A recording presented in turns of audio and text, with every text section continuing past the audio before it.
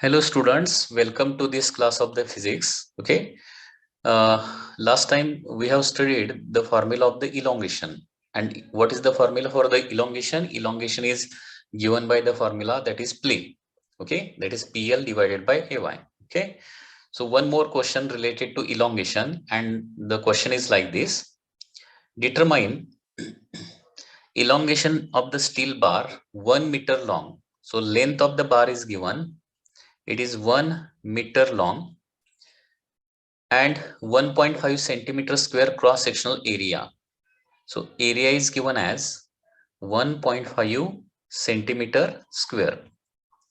Now this centimeter square is required to be converted into meter square. So how to convert this? 1.5 into 10 raised to minus 4 meter square. Because you should know that centimeter square is equal to 10 raised to minus 4 meter square. Okay.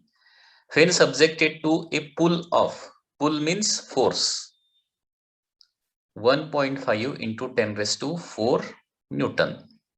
And Young's modulus is also given. It is 2 into 10 raised to 11 Newton per meter square. Okay. So this is the information given in the problem. Now elongation is to be only calculated. Now the formula for elongation is PL upon AY. Just values are to be placed here. Now P is nothing but force. 1.5 into 10 raised to 4. After that, capital L is the original length. Original length is 1 meter only. Okay, divided by area of cross section is 1.5 into 10 raised to minus 4. And Young's modulus is equal to 2 into 10 raised to 11. Okay, so here what will happen? 1.5 and 1.5 get cancelled. Okay. Now here at the numerator only 10 raised to 4 is remaining. That is only 1 is remaining. Okay, and at the denominator only 2 is remaining.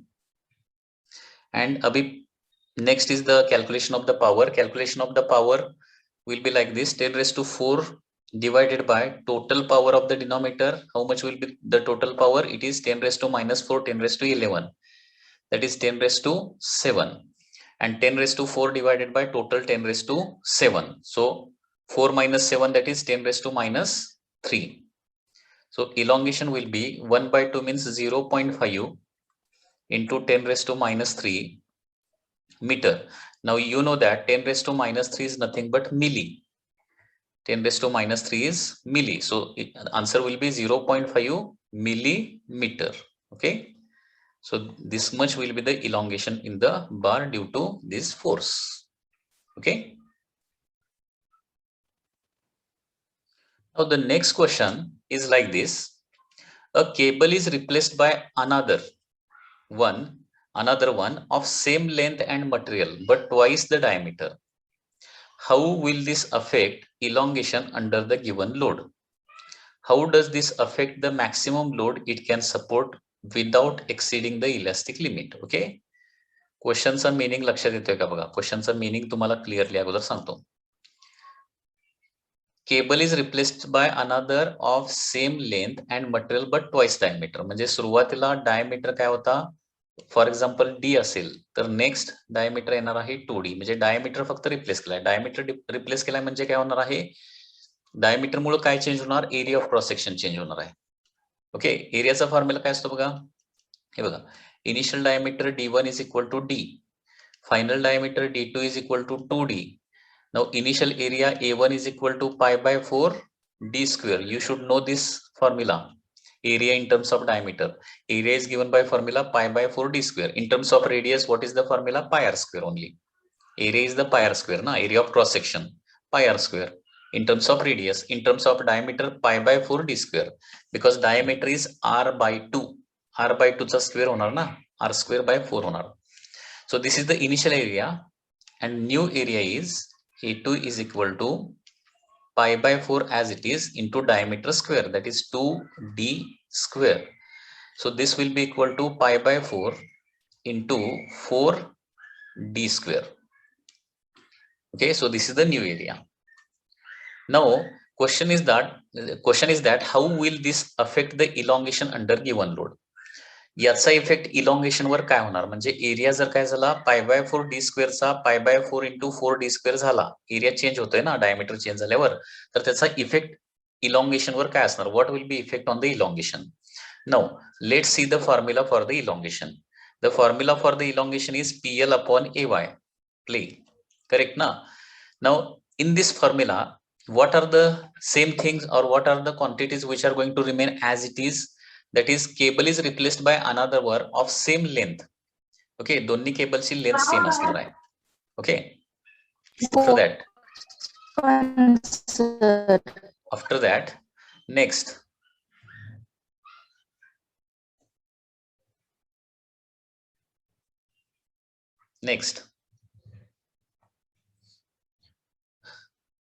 given load means the load will be same on two wire. दोन्ही वायरवरचा load देखील तेवढाच असणार आहे and same material म्हणले म्हणजे दोघांचा Young's modulus देखील same असणार आहे. So PLY is a constant.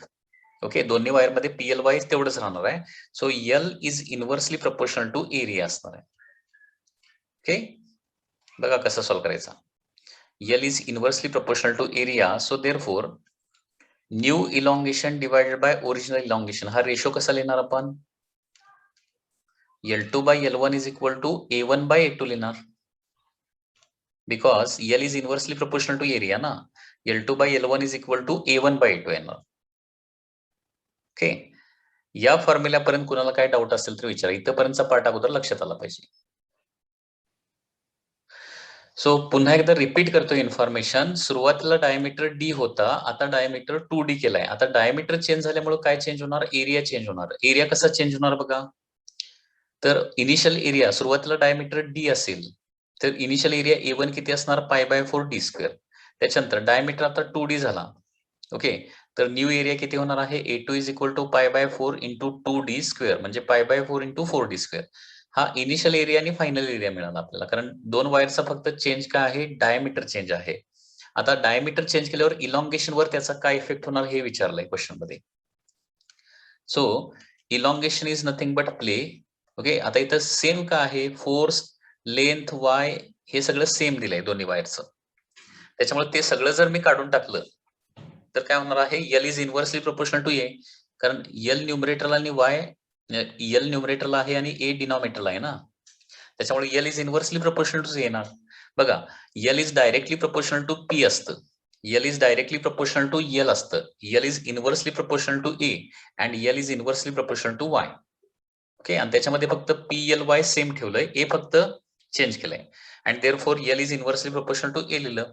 मग आता हे रेशो लिहूया, L2/L1. L2 is nothing but new elongation, L1 is the original elongation. L2/L1 inversely असल्यामुळे काय लिहावं लागेल, L2/L1 चं काय लिहावं लागेल इथं, A1/A2. हे डायरेक्टली असतं, म्हणजे फॉर एक्झाम्पल L आणि P मधलं रिलेशन लिहायला सांगितलं तर L2/L1 is equal to P2/P1 येणार. म्हणजे डायरेक्टली असलं की काय लिहायचं, सेम सेम लिहायचं दोन्ही साईडला. इनव्हर्सली असलं की उलट लिहायचं. Okay, so therefore now L2 divided by L1 is equal to A1. A1 is π/4 d square divided by A2 is π/4 into 4d square. Now here π/4 d square get cancel. Only remaining thing is 1/4. And therefore, here we can write L2 is equal to 1/4 times L1. Okay, L1 is taken to RHS.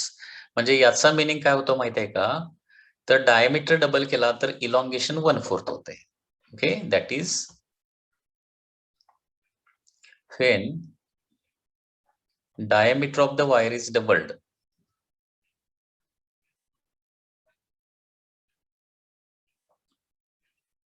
When diameter of the wire is doubled, elongation become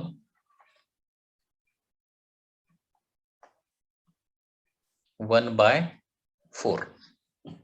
Okay, when diameter is doubled, elongation become 1/4. Next,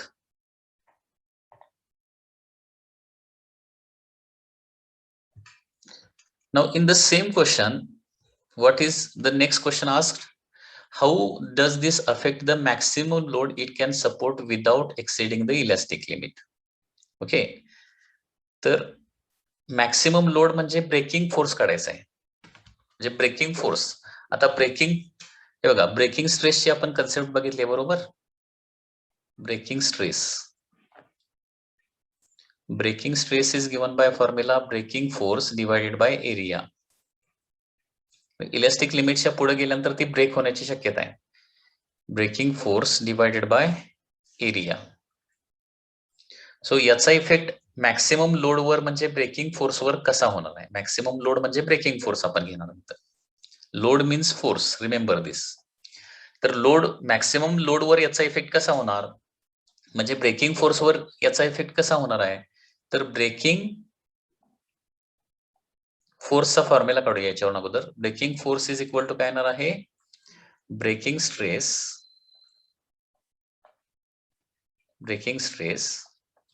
into area. Okay, so this is the formula for the breaking force. आता बघा material तेच आहे दोन्ही वायरचं material तेच आहे. Okay, so breaking stress दोघांची तेवढीच येणार आहे. म्हणजे हा ब्रेकिंग फोर्स जो आहे ना तो डायरेक्टली प्रोपोर्शनल टू काय येणार आहे? एरिया येणार आहे. Breaking stress is a constant काढून टाकल्यानंतर इक्वलचं काय होतं? डायरेक्टली प्रोपोर्शनल होतं. So breaking force is directly proportional to area. मग आता एरिया काय व्हायला लागलाय रे?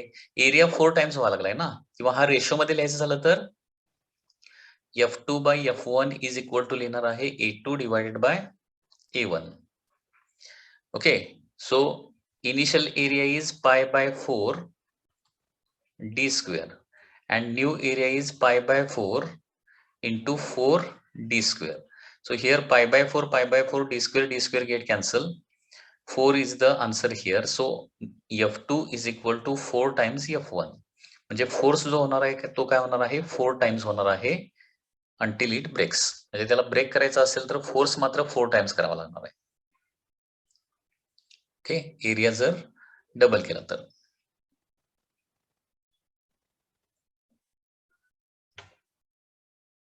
Hello students, welcome to this class of the physics, and the next problem in the elasticity is a rod AD consisting of 3 segments AB, BC and CD joined together and is hanging vertically from a fixed support at A. The length of segments are respectively 0.2, 0.3 and 0.15 meter. The cross section of the rod is uniformly 10 raised to minus 4 meter square. The weight of 10 kg is hung from D. Calculate the displacement of point B, C and D if Y, AB, Y, BC and Y, CD are given. Okay. Question's meaning लक्षात आला का बघा? There is a rod which consists of 3 segments. Okay, so this is the first segment. After that, to its end there is another segment, and to its end there is a third segment. Okay, so this is rod AD which is made up of 3 segment, AB segment, after that BC segment and after that CD segment. Okay, and it is fixed at A. Lengths are given. Length of AB is given.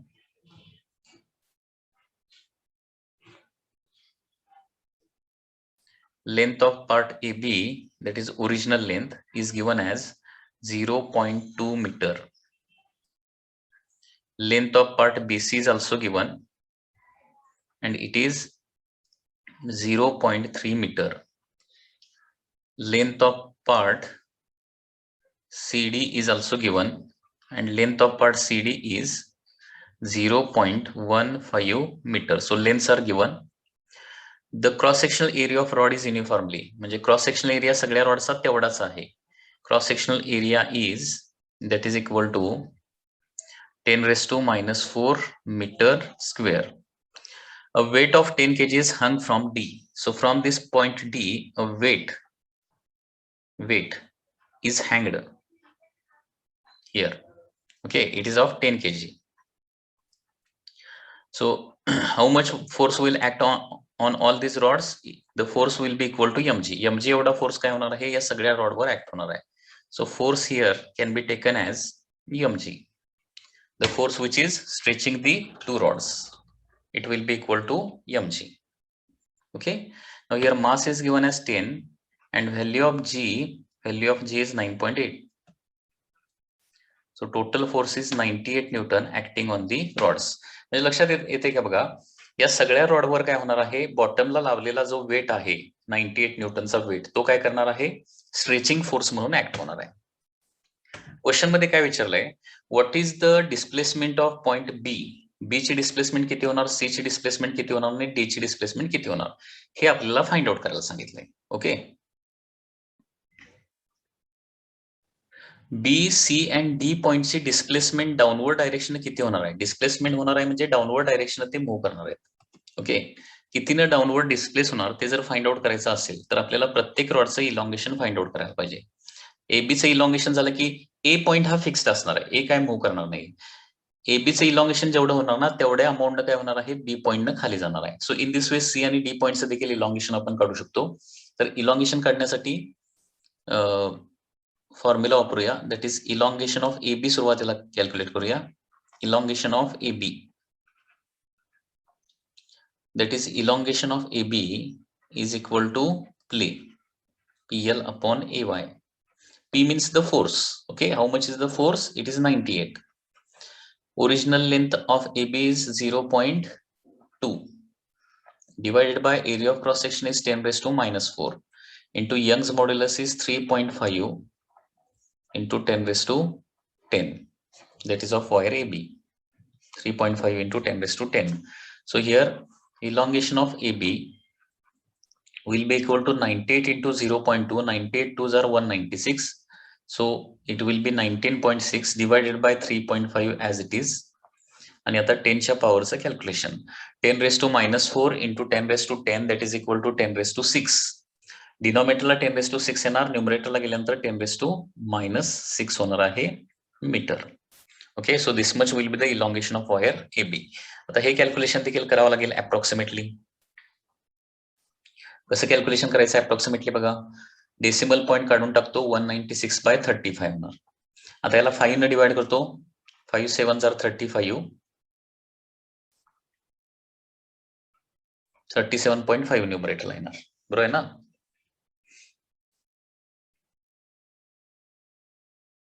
$39.2 येणार आहे. Okay.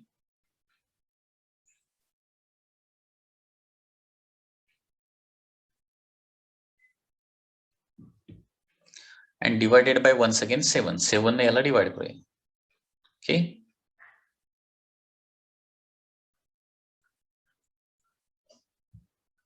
$5.6. Okay, so I think elongation of wire AB will be equal to 5.6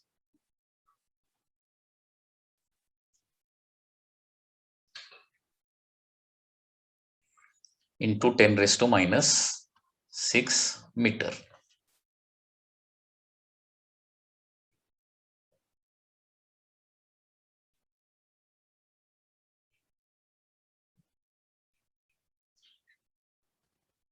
Similarly, elongation of part BC काढूया आता. Elongation of rod BC. Okay, elongation of rod BC. Now once again formula is PL upon AY. Force is same, that is 98. Length of BC, how much is the length of BC? 0.3 divided by area of cross section is 10 raised to minus 4.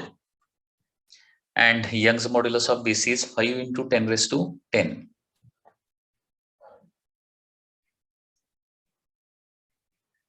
Okay, so 98 into 3. How much is the value of 98 into 3?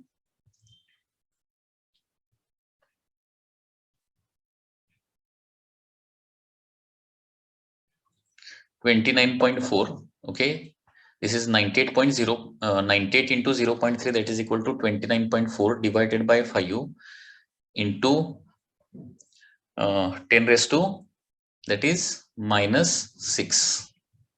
Okay, so 29.4 divided by 5.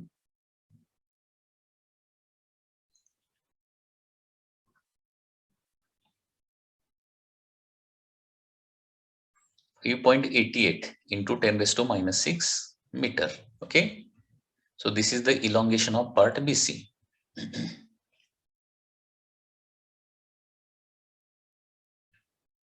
Next, elongation of elongation of part CD now.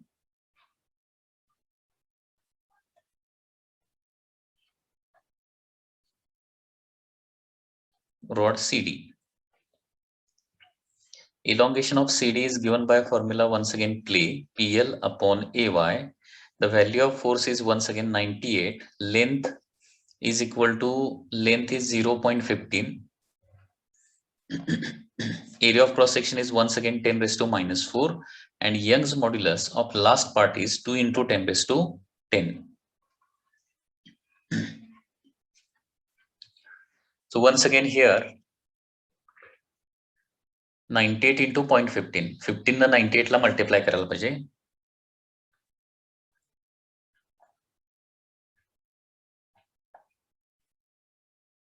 147, that is 14 points. 14.7 येणार आहे.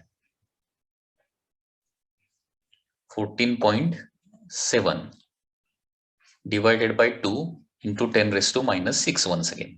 Okay, कारण 10 raised to minus 4 into 10 raised to 10 म्हणजे काय होणार आहे 10 raised to 6 आणि 10 raised to 6 न्यूमरेटरला गेल्यानंतर 10 raised to minus 6 होणार आहे. So elongation of part CD will be equal to 7.35 into 10 raised to minus 6 meter. Okay, so in this way elongation of AB part is calculated, BC part is calculated and CD part is calculated. आता B point ची displacement किती होणार? AB पार्टचं जेवढे elongation होणार ना तेवढ्या पार्टनं काय होणार आहे B पॉइंट खाली डिस्प्लेस होणार आहे. लक्षात येते का बघा? सो डिस्प्लेसमेंट ऑफ पुन्हा एकदा पाहिजे तर इथे डायग्राम ड्रॉ करतो मी ती. Diagram is like this. Suppose this is the rod. This is the rod. AB part is up to here. BC part is up to here and CD part is up to here. तर B point काय होणार आहे खाली कितीने displace होणार आहे? तर displacement of point B, displacement of point B is equal to elongation of AB येणार. कारण AB चं जेवढं इलॉंगेशन होणार तेवढाच काय होणार आहे B पॉइंट खाली सरकणार. Okay, and elongation of AB is calculated as 5.6 into 10 raised to minus 6 meter. So that is the displacement of B. Now displacement of point C. C point कितने डिस्प्लेस होणार आहे खाली? Displacement of point C. आता C ची displacement म्हणजे BC मध्ये झालेलं elongation plus AB मध्ये झालेलं इलॉंगेशन. कारण AB पण इलॉंगेट होणार, BC पण इलॉंगेट होणार, त्याच्यामुळे C पॉइंट जो आहे ना ते elongation of AB plus elongation of BC एवढे अमाउंट काय होणार आहे खाली सरकणार आहे. Elongation of AB is 5.6 into 10 raised to minus 6 plus elongation of BC is 5.88 into 10 raised to minus 6. Okay. So addition 5.6 plus 5.88 म्हणजे किती होणार आहे 8 as it is 11.48 into 10 raised to minus 6 म्हणजे 10 raised to minus 6 कॉमन काढलं आणि 5.6 plus 5.88 केलं metre. So this is the displacement of point C. Next is the displacement of D. Displacement of point D. आता D point देखील काय होणार आहे खाली सरकणार. कितीने खाली सरकणार? CD पार्ट मध्ये झालेले इलॉंगेशन प्लस BC पार्ट मध्ये झालेले इलॉंगेशन प्लस AB पार्ट मध्ये झालेले elongation. So displacement of D म्हणजे काय होणार आहे that is equal to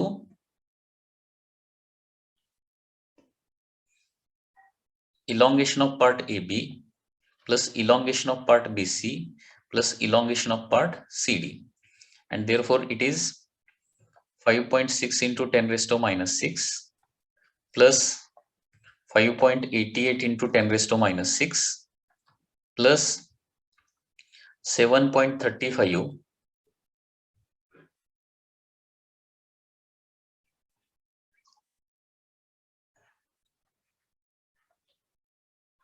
10⁻⁻6 common काढलं तर काय होणार आहे 5.6 प्लस 5.88 प्लस काय होणार आहे 7.35. सो टोटल किती होणार आहे that is 18.83 into 10⁻⁻6 meter.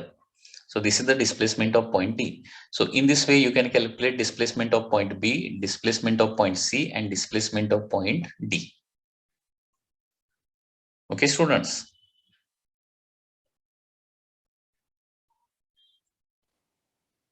Now the next question is like this.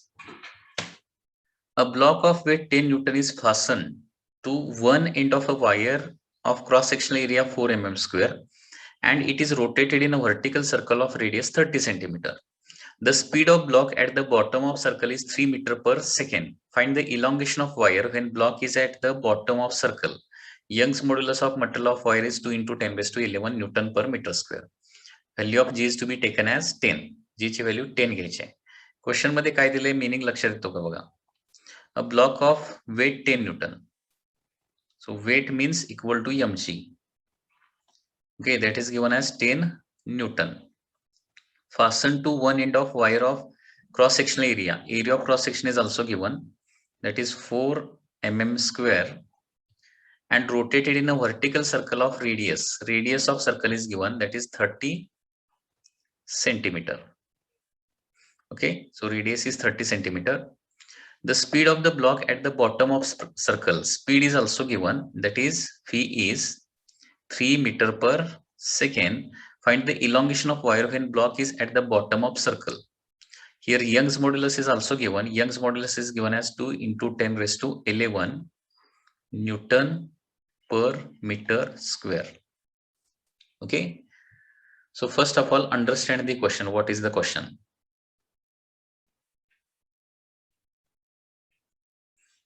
या क्वेश्चन मध्ये काय दिलेलं आहे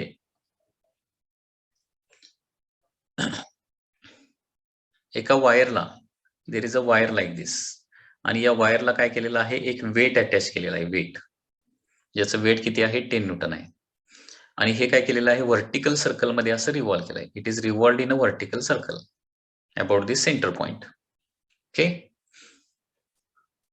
radius of this vertical circle okay radius दिलेले आहे 30 सेंटीमीटर क्वेश्चन मध्ये काय विचारलंय ही जी वायर आहे या वायर मधलं इलॉंगेशन काढायचं आहे when the block is at the bottom position आता हा ब्लॉक बॉटम पोझिशनला असताना ओके त्या वायर मध्ये इलॉंगेशन किती प्रोड्यूस होणार आता इलॉंगेशनचा तर फॉर्म्युला आपल्याला माहितीच आहे इलॉंगेशनचा फॉर्म्युला काय आहे elongation is equal to play PL upon AY मग इलॉंगेशन डिटरमाइन करण्यासाठी या 4 थिंग्स तुम्हाला डिसाइड कराव्या लागतील आता बघा पहिली गोष्ट यंग्स मॉड्युलस दिलेला आहे का दिलेला आहे Young's modulus area of cross section दिलेला आहे का it is also given length दिलेली आहे का लेंथ म्हणजे या सर्कलची जी रेडियस असणार आहे तीच काय येणार आहे वायरची लेंथ घेणार आहे पण ठीक आहे तर लेंथ देखील दिलेली आहे आता फक्त इथं काय आहे फोर्स तुम्हाला डिसाइड करावा लागणार आहे how much is the force acting on the object लक्षात घ्या आता ज्यावेळी हा ब्लॉक बॉटम पोझिशनला असतो ना त्यावेळी याच्यावर एक फोर्स असतो त्याचं weight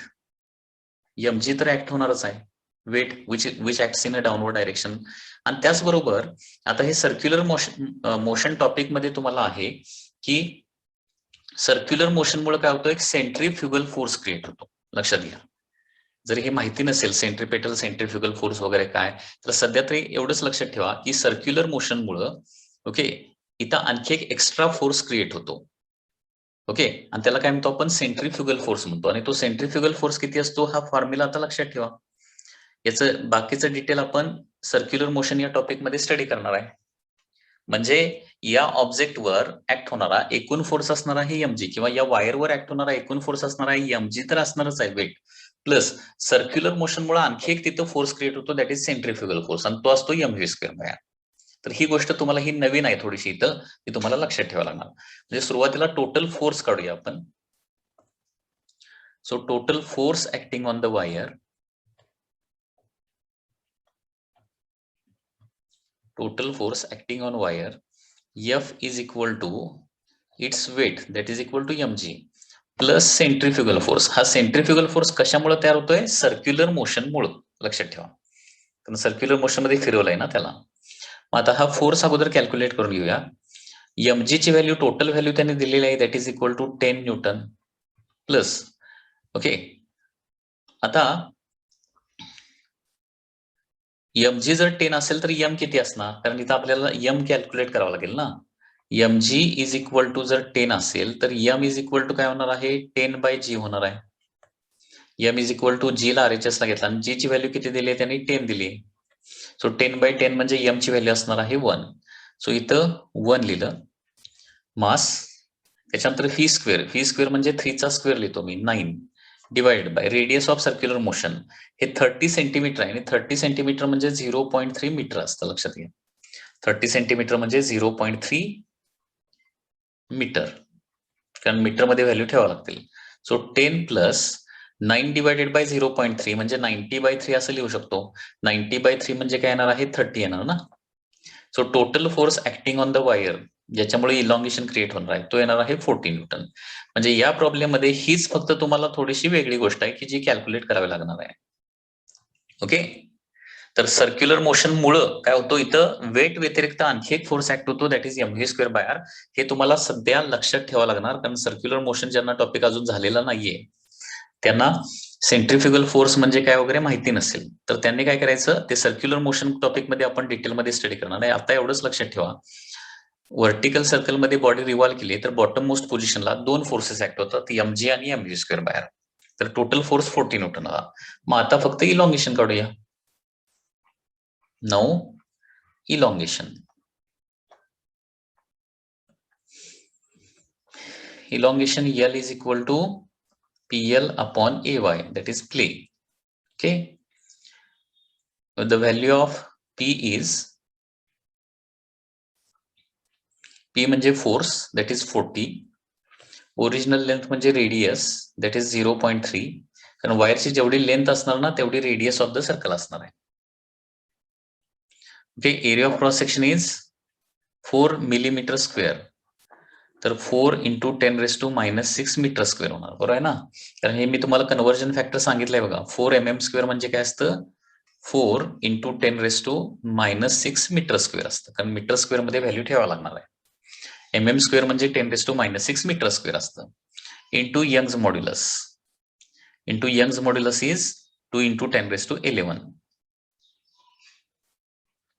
okay, so elongation is equal to 40 × 0.3. 4 3s are 12 येणार इथं न्यूमरेटरला. डिनॉमिनेटरला 4 × 2 दॅट इज इक्वल टू 8 येणार आहे, इंटू 10च्या पॉवरचं कॅल्क्युलेशन. ओके, 10च्या पॉवरचं कॅल्क्युलेशन किती होणार बघा, 10⁻⁻6 आणि 10⁻11 म्हणजे 10⁻5 डिनॉमिनेटरला होणार. 10⁻5 डिनॉमिनेटरचं न्यूमरेटरला गेल्यावर 10⁻⁻5 होणार आहे. Okay, so this is equal to 1.5 into 10⁻⁻5 meter. So this much will be the elongation in the wire. That is the answer.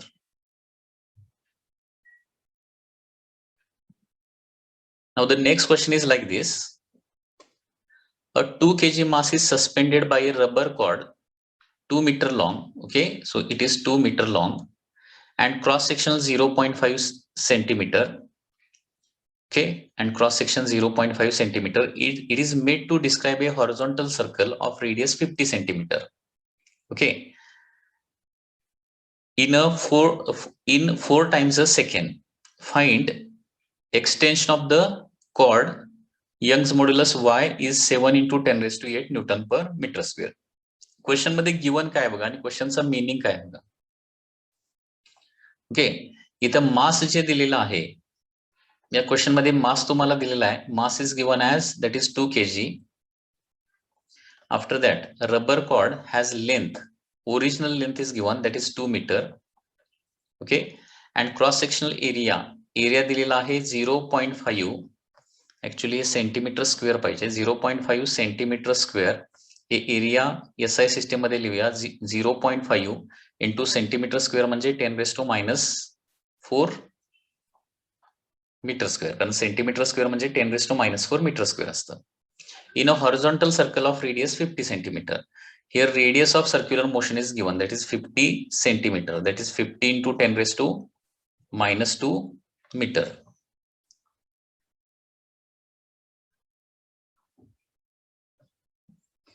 Radius is 50 into centimetre means 10⁻⁻² metre असतं. हे जे सगळे कन्व्हर्जन फॅक्टर जे आहेत ना, ते प्रॉब्लेम रिपीट बघून काय करा, कन्व्हर्जन फॅक्टर लक्षात ठेवा. म्हणजे सेंटीमीटर स्क्वेअरचं मीटर स्क्वेअर मध्ये 10⁻⁻⁴ होत आहे, फक्त सेंटीमीटरचं मीटर मध्ये 10⁻⁻² होत आहे. हे तुम्हाला लक्षात ठेवावं लागेल. ते नोट्स त्याच्या काढून ते तुम्हाला लक्षात ठेवावं लागेल काही गोष्टी कन्व्हर्जनच्या. ओके. अँड इट डिस्क्राईब ते हॉरिझॉन्टल सर्कल 4 टाइम्स ए सेकंड, एका सेकंदामध्ये 4 रिव्हॉल्युशन कंप्लीट करते असं दिलंय. म्हणजे तुम्हाला फ्रिक्वेन्सी दिली आहे. फ्रिक्वेन्सीला आपण काय करतो, n न डिनोट करतो. फ्रिक्वेन्सी म्हणजे पर सेकंड किती रिव्हॉल्युशन कंप्लीट करतात, त्याला काय म्हटलं जातं, फ्रिक्वेन्सी म्हटलं जातं. Frequency n. तर ती फ्रिक्वेन्सी आहे that is 4 times per second, म्हणजे 4 रिव्हॉल्युशन पर सेकंड. 4 RPS लिहिया. RPS म्हणजे काय, रिव्हॉल्युशन पर सेकंड असणार आहे. ही इन्फॉर्मेशन दिलेली आहे. क्वेश्चन मध्ये काय दिलंय बघा, 2 kg चा मास एका रबर वायरला काय केलेलं आहे, ही वायर आहे लक्षात, रबर कॉर्ड आहे, ही कॉर्ड आहे लक्षात घ्या, ही कॉर्ड. आणि या कॉर्डला काय केलेलं आहे, वर फिक्स केलेलं आहे वरच्या पॉइंटला. ओके, इथं O पॉइंटला फिक्स केलंय आणि खाली काय लावलेलं आहे, हे 2 kg चं मास लटकवलेलं आहे, सस्पेंड केलेलं आहे 2 kg चं मास. आणि याला काय केलंय, हॉरिझॉन्टल सर्कल मध्ये रिव्हॉल्व केलंय, हॉरिझॉन्टल सर्कल मध्ये. आणि त्याच्यामुळे काय होणार आहे, ते या पद्धतीनं कंटिन्युअसली हा खालचा जो मास आहे तो सर्क्युलर पाथ मध्ये रिव्हॉल्व होणार आणि स्ट्रिंग जी आहे ती काय होणार आहे, अशी कोनिकल शेप मध्ये फिरणार आहे. हा जो पार्ट आहे ना, याला काय म्हणलं जातं, कोनिकल पेंड्युलम असं म्हटलं जातं. This is called as conical pendulum. Okay, conical pendulum म्हणजे काय, एका वायरला किंवा एका दोरीला काय करायचं, एक मास बांधायचं आणि ते मास काय करायचं, दोरीचं वरचं एंड फिक्स ठेवायचं आणि खालचं मास जे आहे ना ते हॉरिझॉन्टल सर्कल मध्ये फिरवायचं, खालचं मास जे आहे ते. ओके, तर याला काय म्हणायचं, कोनिकल पेंड्युलम. सिंपल पेंड्युलम माहिती असेल तुम्हाला. सिंपल पेंड्युलम मध्ये काय होतं, फक्त या पद्धतीनं ऑसिलेशन्स होतात, अशा ऑसिलेशन्स बॅक अँड फोर्थ, याला सिंपल पेंड्युलम. आणि त्याच सिंपल पेंड्युलम मध्ये थोडंसं काय करायचं, चेंज करायचं.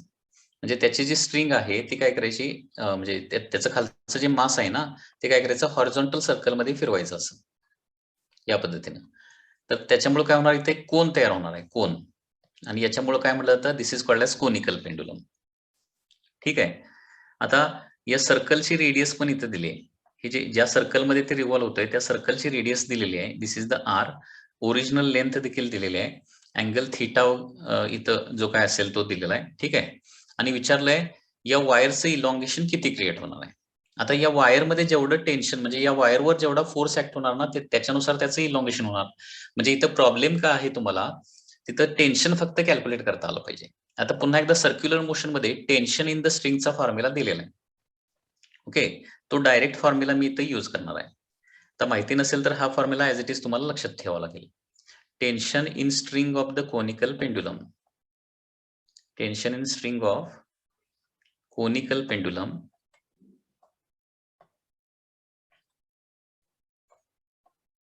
Okay, T is equal to, tension म्हणजेच काय येणार आहे, फोर्स येणार आहे. ओके, टेन्शन हा एक फोर्सचा प्रकार आहे लक्षात घ्या. आणि त्या टेन्शन मुळे काय होणार आहे, या वायरचं इलॉंगेशन होणार आहे. म्हणजे या वायर मधलं टेन्शन म्हणजे या वायरवर ऍक्ट होणारा फोर्स आपण घेणार आहे. टेन्शन इज इक्वल टू असतं that is centrifugal force. Centrifugal force divided by sine theta असतं. Centrifugal force divided by sine theta.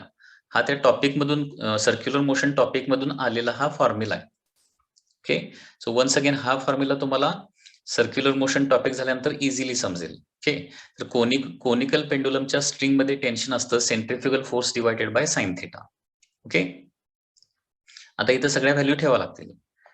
Centrifugal फोर्सचा फॉर्म्युला असतो m omega square into r divided by sine theta.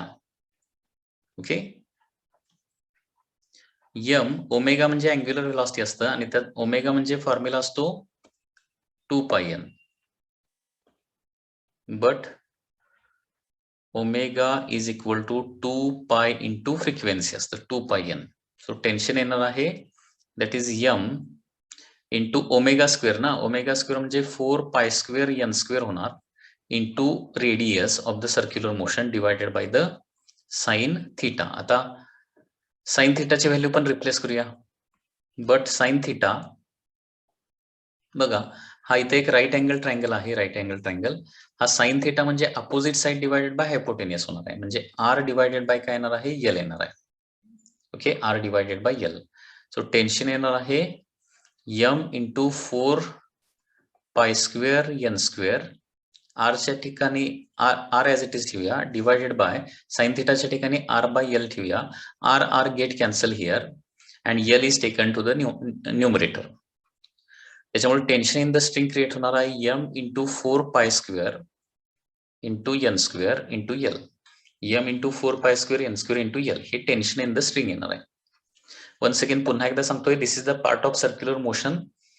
ज्यावेळी तुम्हाला circular motion होईल किंवा circular motion झालेलं असेल त्यांना हे खूप पार्ट इझी वाटणार आहे. ज्यांना सर्क्युलर मोशन झालेलं नाही याच्यातल्या काही गोष्टी कळणार नाहीयेत. तर त्याच्यासाठी हा प्रॉब्लेम स्टडी करायचा असेल तर अगोदर सर्क्युलर मोशन स्टडी करा. ओके, अदरवाईज सध्या तरी तोपर्यंत हा फॉर्म्युला ऍज इट इज लक्षात ठेवा. टेन्शन इन द स्ट्रिंग येणार आहे M into 4 pi square N square into L. Okay, आता इथे व्हॅल्यूज प्लेस करूया. मास दिले 2 kg. 4 पाय स्क्वेअरची व्हॅल्यू मी तुम्हाला सांगितलं की 9.87 असते, ती लक्षात ठेवायची. पाय स्क्वेअर एन स्क्वेअर म्हणजे फ्रिक्वेन्सी, ती दिली आहे 4 आणि लेंथ दिली आहे that is 2 metre. Okay, so 4 into 2 8, 4 into 2 8, 8 8s are 64, 64 into 9.87. Okay, तर आपलं जनरल मेथड जे आहे 9.87 into 64 जनरल मेथडनं तुम्ही हे कॅल्क्युलेशन म्हणजे मल्टिप्लिकेशन करू शकताय. ओके, आणि मल्टिप्लिकेशनची व्हॅल्यू येते 631.68 न्यूटन. हा झाला टेन्शन. आणि एकदा हा टेन्शन किंवा फोर्स मिळाला तर त्याच्यावरून काय करू शकतो आपण, extension in the rod find out करू शकतो. सो देअरफॉर एक्सटेन्शन म्हणजेच काय, elongation of that wire. Elongation of that wire. Elongation is equal to PL upon AY येणार. ओके, सो P म्हणजे फोर्स. फोर्स किती आहे 631.68. लेंथ आहे that is equal to 2 metre divided by area of cross section is 0.5 into 10 raised to minus 4. Okay, 0.5 into 10 raised to minus 4. And Young's modulus is given as, how much is the Young's modulus? 7 into 10 raised to 8. 7 into 10 raised to 8. Okay, so 631.68 into 2 जर केलं तर इथं हे 1263.36 divided by 0.5 into 7 is 3.5 आणि 10च्या पॉवरचं calculation 10 raised to minus 4 into 10 raised to 8 म्हणजे 10 raised to 4 होणार आणि 10 raised to 4 न्यूमरेटरला गेलं की 10 raised to minus 4 होणार आहे. सो इलॉंगेशन इज 3.5 न डिवाइड करा, म्हणजे अगोदर 5 न डिवाइड करा आणि मग बाकीचं डिव्हिजन केल्यानंतर हे इलॉंगेशन येणार आहे 360.96 into 10 raised to minus 4 metre. Okay, हे इलॉंगेशन होणार आहे किंवा असं लिहू शकतो आपण हे 3.6096 म्हणजे डेसिमल पॉईंट काय करा 2 डिजिटनं लेफ्टला सरकवला तर 10 raised to 2 येणार. 10 raised to 2 into 10 raised to minus 4 म्हणजे 10 raised to minus 2 मीटर होणार आणि 10 raised to minus 2 मीटर म्हणजे काय असतं centimetre. So answer is 3.6096 centimetre.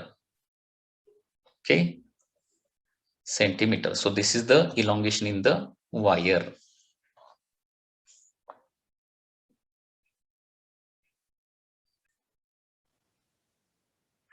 हा प्रॉब्लेम पुन्हा रिपीट करतो मी, लक्षात घ्या, थोडासा डिफिकल्ट प्रॉब्लेम आहे.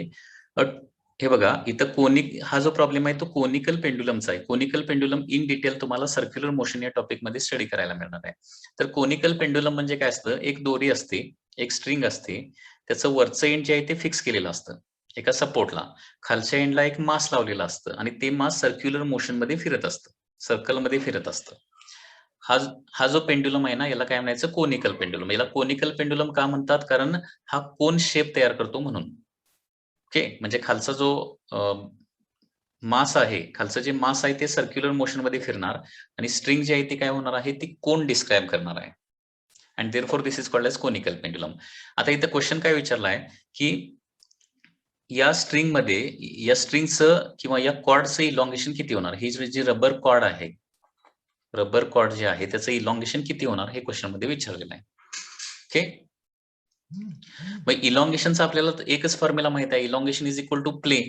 Okay, elongation is equal to PL, बघा PL अपॉन AY. तर याच्यामध्ये काय काय माहिती आहे बघा, आपल्याला एरिया ऑफ क्रॉस सेक्शन दिलेला आहे 0.5 सेंटीमीटर स्क्वेअर, यंग्स मॉड्युलस दिलेला आहे. ओके, ओरिजिनल लेंथ दिलेली आहे, याची ओरिजिनल लेंथ देखील 2 मीटर ही दिलेली आहे क्वेश्चन मध्ये.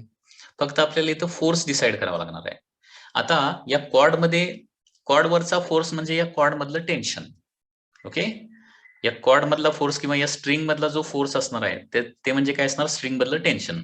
तर हे स्ट्रिंग मधलं टेन्शन जे आहे ना, त्याचा फॉर्म्युला काय असतो, डायरेक्टली हे एवढं सगळं कॅल्क्युलेशन करण्याऐवजी एवढाच फॉर्म्युला लक्षात ठेवला तरी चालेल. हा सर्क्युलर मोशन मध्ये आहे तुम्हाला डायरेक्टली फॉर्म्युला. कोनिकल पेंडुलमच्या स्ट्रिंग मध्ये टेन्शन असतं m omega square into L. हा डायरेक्ट फॉर्म्युला इथं लक्षात ठेवला तरी पण चालेल. Okay, tension in the string of conical pendulum is m omega square into L.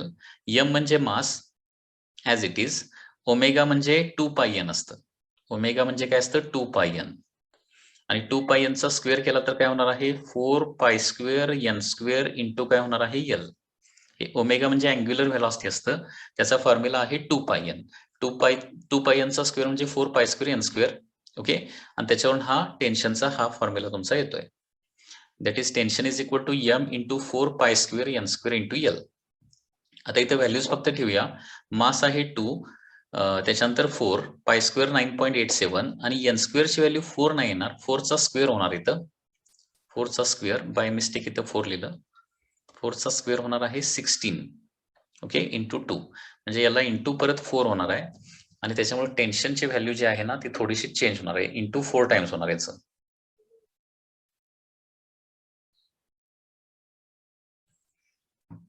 म्हणजे हे टेन्शन येतं 2526. टेन्शन येतं 2526.72 न्यूटन. हा टेन्शन मिळाला, टेन्शन म्हणजे फोर्स मिळाला. मग आता इलॉंगेशनचा फॉर्म्युला फक्त यूज करायचा आहे. Okay, so elongation is equal to PL. आता इथं P फक्त रिप्लेस करायचा आहे तुम्हाला. Okay, that is 2526.72 into 2, okay, divided by area of cross section is 0.5 into 10 raised to minus 4. Young's modulus is 7 into 10 raised to 8. Okay, तर आता हे सगळं जर कॅल्क्युलेशन केलं, ओके, या व्हॅल्यूज आता थोड्याशा चेंज होणार आहेत. डायरेक्ट कॅल्क्युलेशन करून व्हॅल्यू सांगतो आता. मग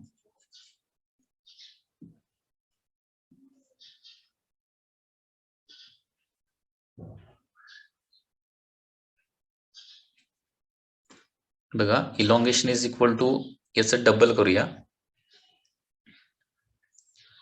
5053.44 हे 2 न मल्टिप्लाय केल्यानंतर 0.5 इंटू 7 म्हणजे काय होणार आहे, 3.5 इंटू 10 ची पॉवर -4, 10 रेस टू -4 आणि 10 रेस टू 8 म्हणजे 10 रेस टू 4 डिनॉमिनेटरला लावणार आणि न्यूमरेटरला गेल्यानंतर 10 रेस टू -4 आणि याला डिवायडेड बाय 3.5 केलं तर इलॉंगेशन येतं 1443.84 इंटू 10 रेस टू -4.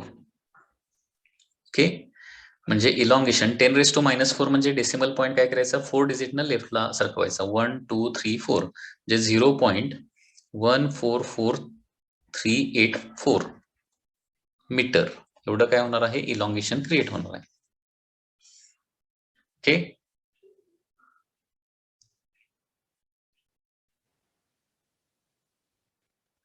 आपल्याला इथं इलॉंगेशन काढायचं. इलॉंगेशनचा फॉर्म्युला तर आपल्याला माहिती आहे. Elongation is equal to plain PL upon AY. याच्यामध्ये एकच वेगळी गोष्ट जी आहे जी तुम्हाला डिफिकल्ट वाटेल ती म्हणजे P किंवा फोर्स. आता इथं सध्या तरी एवढंच लक्षात ठेवा, तो P म्हणजे काय असणार आहे, फोर्स म्हणजे काय असणार आहे, टेन्शन इन द स्ट्रिंग. आणि टेन्शन इन द स्ट्रिंगचा कोनिकल पेंडुलम मध्ये फॉर्म्युला असतो. हा फॉर्म्युला फक्त सध्या तरी पाठ करून ठेवा. M omega square into L. Okay, किंवा tension is equal to M into 4 pi square N square into L. सध्या तरी हा फॉर्म्युला पाठ करून ठेवा. ऍज इट इज तो वापरायचा. म्हणजे कोनिकल पेंडुलमचा प्रॉब्लेम आला तर टेन्शन काढायचं. टेन्शन म्हणजे M into 4 pi square N square L. हे तुम्हाला आता सध्या पाठ करून ठेवावं लागेल जोपर्यंत सर्क्युलर मोशन होत नाही तोपर्यंत. आणि हे तुम्हाला इथं यूज करायचं आहे. त्याच्यावरून टेन्शन काढा, फोर्स काढा, आणि फोर्स काढला की मग इलॉंगेशन काढू शकताय. ओके.